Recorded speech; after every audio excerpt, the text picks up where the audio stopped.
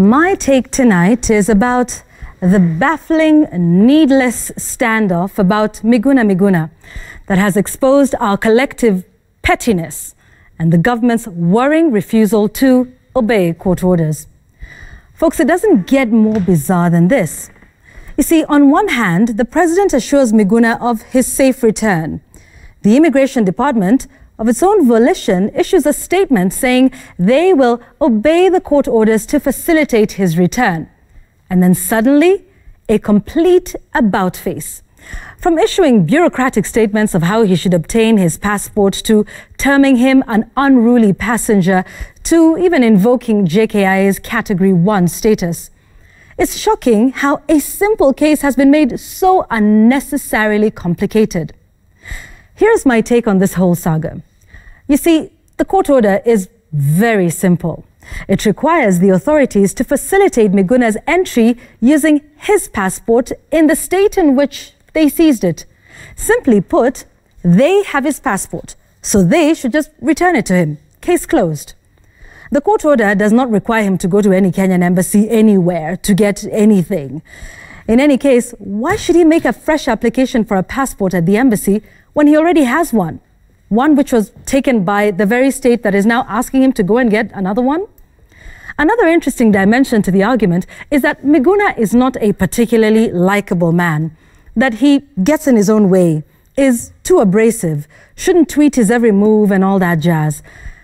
No one needs to be told that the courts do not hear cases and make decisions based on who they like or dislike.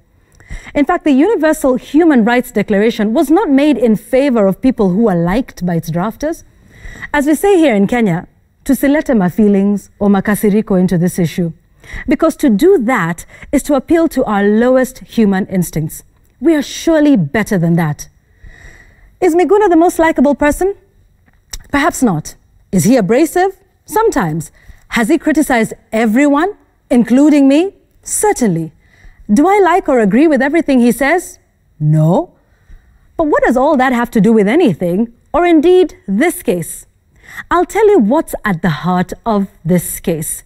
It is the Universal Declaration of Human Rights, Article 13, subsection 2, that states that everyone has the right to leave any country, including his own, and return to his own country. In case you're wondering, we are signatories to this declaration. What's more, our own Constitution at Article 39 says in Sub-Article 2 that, and I quote, every citizen has the right to leave Kenya, and Sub-Article 3 drives the point home by stating that every citizen has the right to enter, remain in, and reside anywhere in Kenya. Oh, and before you ask, the issue of his citizenship has already been settled by the court, so let's not even debate that. The courts have made a ruling. Let them be obeyed. That is how civilized states function. You know what else is interesting?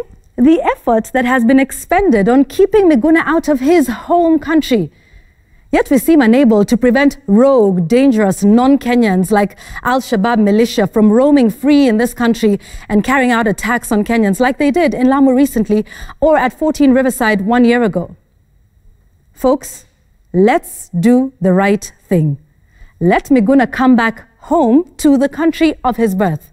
Let him speak his mind. You don't like it? Tough. You're offended by it? Sue him. And that is my take tonight.